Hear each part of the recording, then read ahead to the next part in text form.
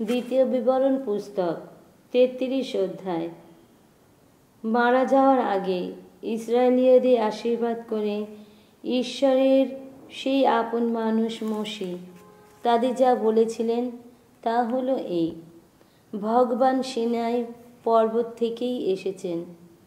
সেই পর্বতের আড়াল থেকে তিনি সূর্যের মতোই আমাদের উপর উদিত হয়েছেন। পারান পর্বতের আড়াল থেকে আবির্ভূত হয়েছেন। এসেছেন তিনি সেই মেরিবাত কাদেশ থেকে, তার দক্ষিণ পাশ থেকে বিদ্যুতের নিয়ত উদ্ভাস। সত্যিই তো, এই সব গোষ্ঠীর মানুষদের কত ভালোবাসো তুমি। তোমার কাছে নিবেদিত এরা সকলে রয়েছে তোমারই আশ্রয়ে, প্রণত রয়েছে তোমারই চরণে। বরণ করে নিয়েছে এরা তোমার সব শিক্ষাবাণী। মোশে তো আদেশ দিয়েছেন আমরা যেন সেই বিধানবাণী পালন করে চলি, যে বাণী যাকব জনমণ্ডলীর নিজস্ব সম্পদ। জাতির প্রধান ব্যক্তিরা, ইসরায়েলি সকল গোষ্ঠীর মানুষেরাই যখন সমবেত ছিল, ভগবান তখন হলেন জেসুরেনের রাজা।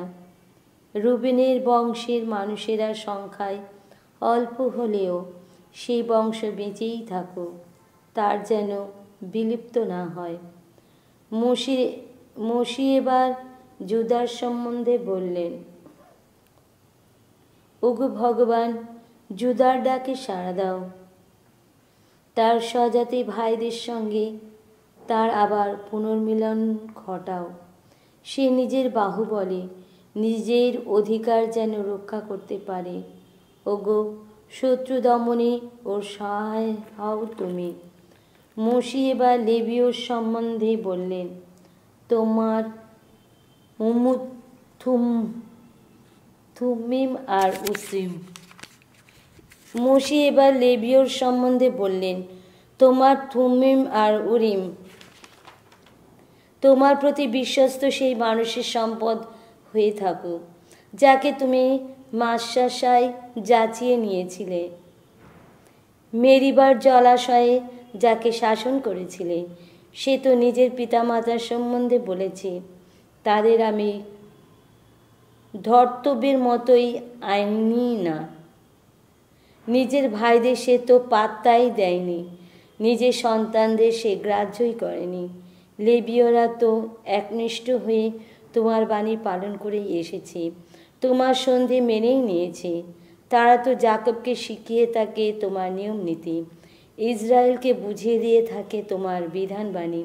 তোমার উদ্দেশ্যে তারা অর্ঘ্য নিয়ে থাকে সুগন্ধি ধুনো, তোমার বেদিতে উৎসর্গ করে থাকে পূর্ণাহুতির বলি।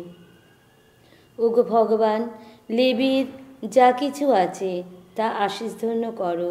সে যা কিছু করে প্রসন্ন হয়ে তা সফল করো। যারা তার বিরোধিতা করে তাদের কোটি ভঙ্গ করো। তার প্রতিপক্ষ কেউ যেন আর উঠে দাঁড়াতে না পারে। মোশে এবার বেঞ্জামিনের সম্বন্ধে বললেন, সে ভগবানের প্রিয়জন। সে তো তার আশ্রয়ে নিশ্চিন্তেই থাকে, তিনি তাকে সর্বদাই রক্ষা করেন। তার পাহাড়গুলির কোলে নিত্যই অধিষ্ঠিত থাকেন। মোশে এবার যোসেফের সম্বন্ধে বললেন, তার ওই যে দেশভূমি, ভগবানের আশীর্বাদে ধন্য সেই ভূমি।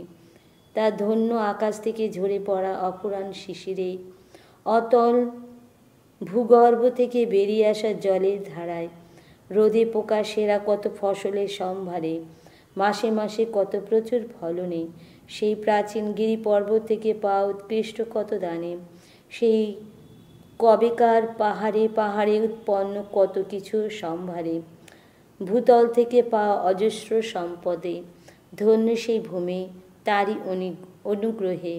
সেই ঝোপের উপর অধিষ্ঠিত হয়েছিলেন যিনি, ওই আশীর্বাদ যোসেফের মাথার উপর ঝরে পড়ুক। ভাইদের মধ্যে ওই যাকে দেওয়া হয়েছে স্বতন্ত্র মর্যাদা, তার ঝরে পড়ুক তারই ওপর। শক্তি গরিমায় সে তো প্রথমজাত বৃষেরই মতো, বুনো মেষের তীক্ষ্ণ শিংয়ের মতো তার শিং দুটি। সেই শিং দুটির আঘাতে সে ভিন জাতির লোকদের ছিন্ন ভিন্ন করে পৃথিবীর শেষ সীমা পর্যন্তই তা করে। এমনই শক্তিশালী এফ্রাইমে সেই বহু হাজার মানুষ, এমনই শক্তিশালী মানাসে সেই হাজার হাজার মানুষ। মোশে এবার জাবুলনের সম্বন্ধে বললেন, জাবুলন, তোমার যত বিদেশ যাত্রায় তুমি যেন সুখ পেতে পারো। আর তুমি ইসাখার, তোমার ওই শিবিরে কাটানো জীবনেই যেন সুখ পেতে পারো। তারা সকলকেই পর্বতে আসার আমন্ত্রণ জানায়।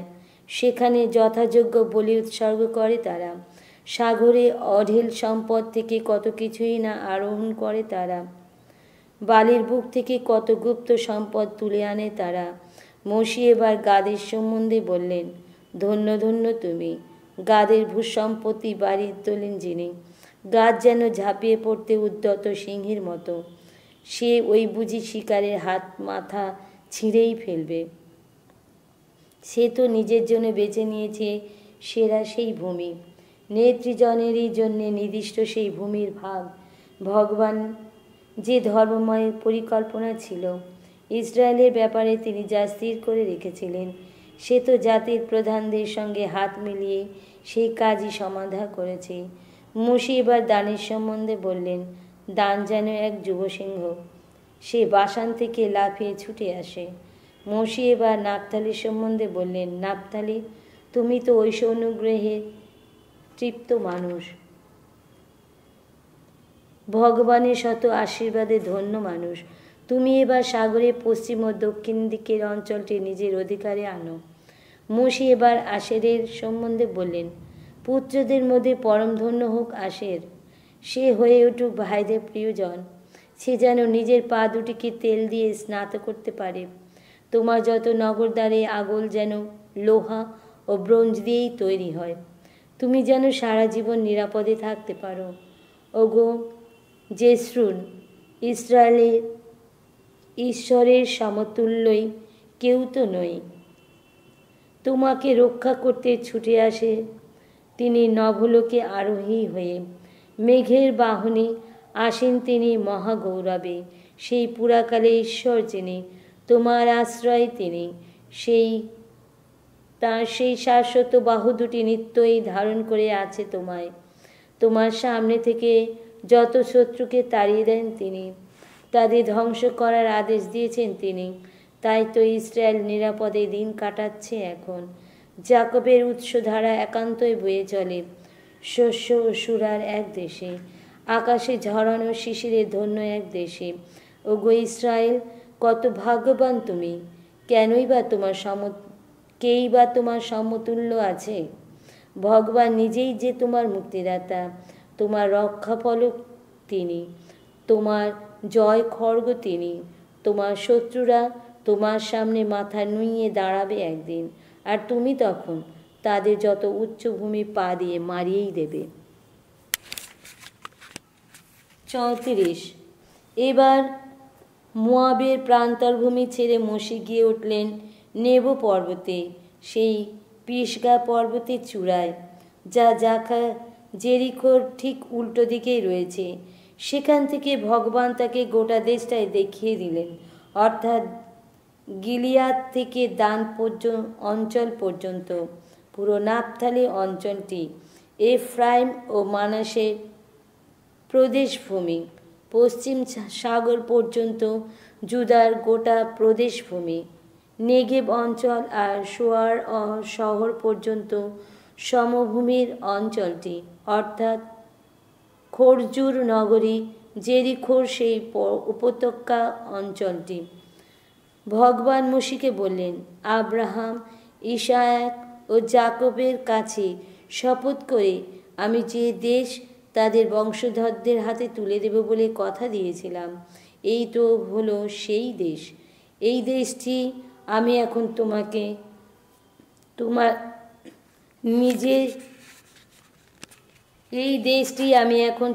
তোমার নিজের চোখেই দেখবার সুযোগ দিলাম। তবে তুমি নিজে নদী পার হয়ে এই দেশে ঢুকতে পারবে না। তাই ভগবানের কথা মতো সেখানেই সেই মোয়াব দেশেই ভগবানের সেবক মোশির মৃত্যু হলো। তাকে তখন সমাধি দেওয়া হলো মোয়াব দেশে সেই উপত্যকায়, যে উপত্যকায় বেত পিওরের সামনাসামনি রয়েছে। তার সমাধিটির যে কোথায় তা আজও পর্যন্ত কেউ জানতে পারেনি। মৃত্যুর সময়ে মোশির বয়স ছিল 120 বছর। তার চোখের দৃষ্টি তখনও ক্ষীণ হয়নি, তার শরীরের শক্তিও তখনও নষ্ট হয়নি। ইসরায়েলীয়রা মোয়াবের সেই প্রান্তর ভূমিতে 30 দিন ধরে মোশির মৃত্যুশোক পালন করল। তারপর মোশির মৃত্যুশোক পালন করে দুঃখ করার সেই দিনগুলি শেষ হলো।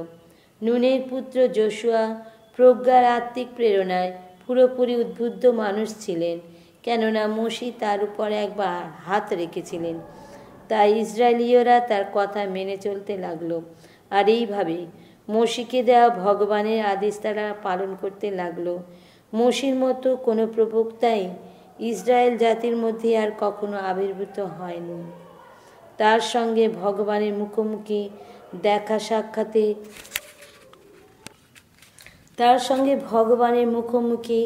দেখা সাক্ষাতের সম্পর্কই তো ছিল। আর ভেবে দেখো তো, এক সময় মোশি দেশের ফারাওর যত কর্মচারী ও তার দেশে সকলেরই বিরুদ্ধে ভগবান মোশিকে কত অলৌকিক নিদর্শন দেখাতে, কত অপরূপ ঘটনা ঘটাতেই না পাঠিয়েছিলেন।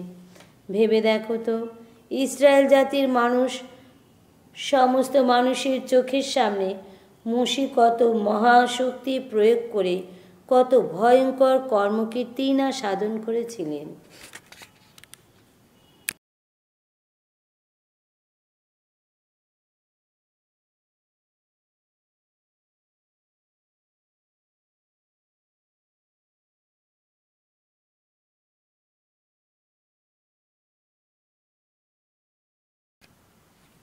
সামসঙ্গীত 104। বিশ্বস্রষ্টার বন্দনা গীতি। অন্তর আমার ভগবানের স্তুতি গান করো। ভগবান ঈশ্বর আমার, আহা কত মহিয়ান তুমি। গৌরবের গরিমায় বিভূষিত তুমি, জ্যোতির্ময় উত্তরীয়ে পরিবৃত্ত তুমি। বিস্তৃত করেছ তুমি আকাশকে চাঁদোয়ার মতো, ঊর্ধ্বে জলরাশির উপর নির্মাণ করেছ তুমি আপন ভবন। মেঘের রথে তুমি করো আনাগোনা, বায়ুর পাখায় তুমি করো সঞ্চরণ। বাতাসকে দূত করে তুমি তো পাঠাও দিকে দিকে, জ্বলন্ত অগ্নিকে তুমি করে তোলো নিজের সেবক। পৃথিবীকে দৃঢ়বন্ধন ভিত্তির উপর বসিয়েছ তুমি, তাই তো সে হয়ে আছে চির অবিচল। তাকে তো সাগর দিয়ে যেন বা বস্ত্র দিয়ে একদিন ঢেকেছিলে তুমি, সেদিন তো মহাজলরাশি স্তব্ধ ছিল পর্বত চূড়ায়। তোমার শাসানি শুনে তারপর সেই তো ছুটে দূরে সরে গেল। তোমার ওই বজ্রকণ্ঠ শুনে সে তখন সঙ্গে সঙ্গে পালিয়ে গেল। যত গিরি পর্বতের গা বেয়ে সে নিচে নেমে গেল সেই সব উপত্যকায়, যেখানে নিজেই তুমি তার স্থান ঠিক করেছিলে। সেখানে এমন গণ্ডি টেনে দিলে তুমি, যা পেরিয়ে সে কোথাও যেতে পারবে না, প্লাবিত করতে আর পারবে না এই ধরাতল। যত গিরিখাতকে তুমি উচ্ছ্বলিত করো উৎসনিচয়, যত গিরি পর্বতের মাঝখান দিয়ে তা যে হয় প্রবাহিত। ভূতলে যত পশু পেয়ে যায় পিপাসার জল, বন্যচারী গর্দভের তৃষ্ণা মিটে যায়। তীরে তীরে বাস করে আকাশের পাখি, শাখায় শাখায় তারা কাকলি শোনায়। সুউচ্চ ভবন থেকে ওগো তুমি যে নিশ্চিত করো পর্বতমালাকে, তোমার কর্মের ফল ভারে তৃপ্ত হয় নিখিল ধরণী। গবাদি পশুর জন্যে অঙ্কুরিত করো তুমি নব তৃণদল, মানুষের প্রয়োজনে কত না উদ্ভিদ, যাতে সেই মুখের অন্ন আহরণ করে নিতে পারে ভূমিতল থেকে, পেতে পারে সেই দ্রাক্ষারস যা খুশিতে ভরে তোলে মানুষের প্রাণ, যাতে সে পেতে পারে সেই তেল মুখশ্রীকে যা করে উজ্জ্বল, সেই অন্ন যা নতুন শক্তি দেয় মানুষের প্রাণে। আহা, কত বৃষ্টি পায় ভগবানের ওই বৃক্ষগুলি, স্বহস্তে রোপিত তার ওই বৃক্ষগুলি, লবণের প্রতিটি এরস। কত পাখি সেখানে বাসা বেঁধে থাকে, শীর্ষে শাখায় থাকে সর্ষের বাসা, উচ্চ গিরিদেশে বন্যছাগেরই বিচরণ, শৈলের ফাটল যত বীরজুর আস্তানা। চন্দ্রকে গড়েছ তুমি তিথির নিশানা বলে দিতে, অস্তগমনের কাল সূর্য তো জানেই, অন্ধকার আনো তুমি, নেমে আসে রাত। শুরু হয় শ্বাসপদ্মের চলাফেরা বনের গভীরে, যুব সিংহ শিকারের লোভে গর্জে বারবার, খাদ্য পাবার জন্যে ঈশ্বরকে ডাকে বারবার। সূর্য উঠলেই তারা ফিরে চলে যায়, আপন বিবরে গিয়ে শুয়ে পড়ে তারা। এইদিকে তো মানুষ তখন নিজের কাজের জন্য বেরিয়ে পড়ে, পরিশ্রম করে চলে সন্ধ্যা না হয় যতক্ষণ। ওগো ভগবান, কি বিচিত্র কীর্তি তোমার, সবই করেছ তুমি পরম প্রজ্ঞায়। যত কিছু তোমার সৃজিত পূর্ণ, তাতে নিখিল ধরণী। ওই যে সাগর চতুর্দিকে পরিবৃত্ত, কত সুবিপল, অগণিত কত কি যে ঝাঁকে ঝাঁকে রয়েছে ওখানে, কত না জীবন্ত প্রাণী, ছোট আর বড়। ওখানে চলাচল করে কত না জাহাজ, আর সেই লেবিয়াথান, সেই সমুদ্র দানব, সাগর বিহারী হতে যাকে তুমি করেছ সৃজন। আশা করে বসে আছে সর্বপ্রাণীর কুল, দেবার সময় এলে দেবে তুমি তাদের আহার। তুমি তো দিয়েই থাকো, তুলে আনে তারা। হাত খোলা তুমি, সেরা দানে মিটে যায় সকলের ক্ষুধা। কখনো আবার লুকিয়ে রাখো তুমি তোমার শ্রীমুখ, তখন সকল প্রাণী হয়ে পড়ে অশান্ত বিহ্বল। তাদের নিঃশ্বাস বায়ু কেড়ে নাও তুমি, মৃত হয় তারা, আবার তো ধুলোতেই ফিরে যায় তারা। তোমার সেই প্রাণবায়ু যেই তুমি সঞ্চারিত করো, তখনই জীবের সৃষ্টি হয়। তুমি তো এমনই করে নিয়ত নবীন রাখো এই ধরণী তল। ভগবানের মহিমা আহা বিরাজিত হোক চিরকাল, আপন সৃষ্টি নিয়ে আনন্দিত হন ভগবান। তিনি পৃথিবীর চারদিকে চাইলে ভূমিকম্পে কাঁপে যে পৃথিবী, তিনি স্পর্শ করলে গিরিমালা ফেটে পড়ে ধূম্র উর্গগিরণে। সমস্ত জীবন ধরে ভগবানকে শুনিয়ে যাব গান, আর ঈশ্বর যিনি শুনিয়ে যাব তাকে সামগান, জীবিত থাকব যতদিন। আমার ভাবনাগুলি তার কাছে হোক সমুধুর, ভগবান নিজেই যে আনন্দ আমার। পৃথিবীর বুক থেকে মুছে যাক যত প্রাণীজন পাপীজন, দুর্জনের চিহ্ন যেন না থাকে কোথাও। অন্তর আমার ভগবানের স্তুতিগান করো, জয়তু জয়তু ভগবান।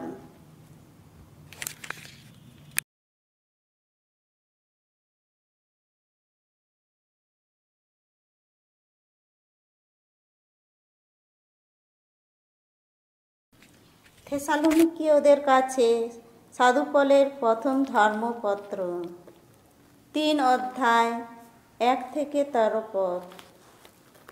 তিমথি দৌত।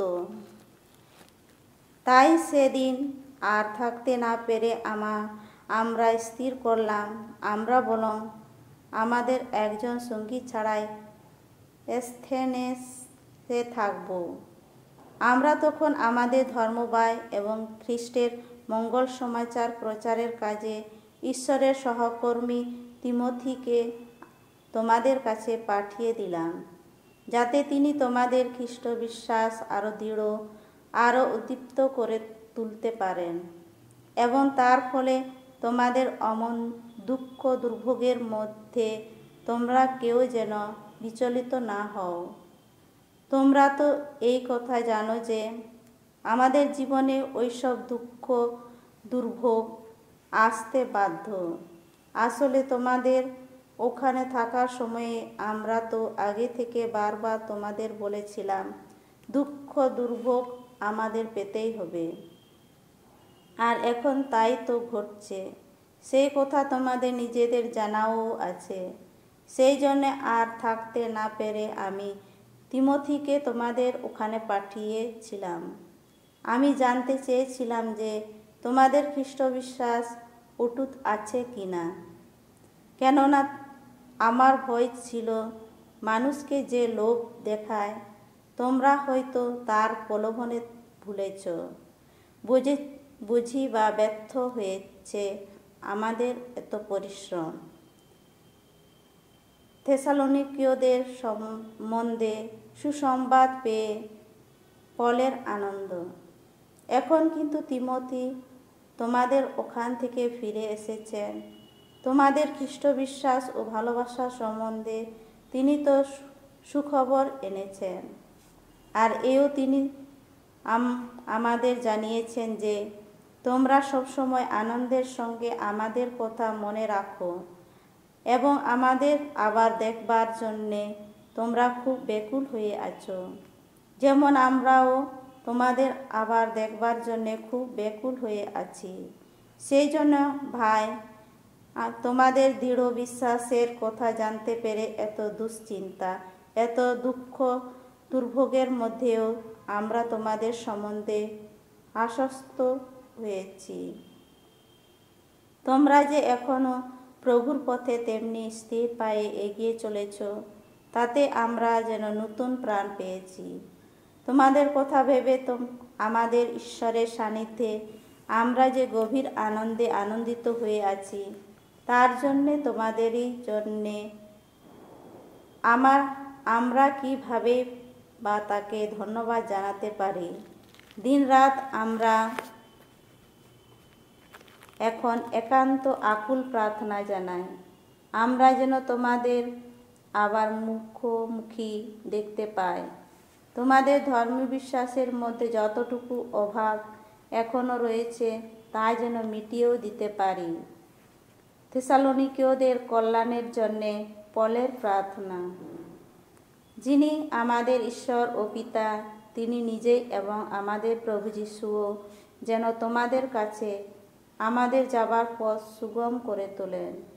প্রভু করুন তোমাদের পরস্পরের প্রতি এবং সকল মানুষের প্রতি তোমাদের ভালোবাসা যেন বেড়ে উথলে ওঠে তোমাদের প্রতি আমাদের নিজেদের ভালোবাসারই মতো। আর এইভাবে তিনি তোমাদের হৃদয়ে এমন দৃঢ় শক্তি জাগিয়ে তুলুন, যাতে তার সমস্ত ভক্তজনদের সঙ্গে নিয়ে প্রভু যিশু যেন সেদিন আসবেন, যেদিন তোমরা আমাদের পিতা পরমেশ্বরের সামনে যেন আনন্দিত পবিত্রায় মণ্ডিত হয়ে দাঁড়াতে পারো।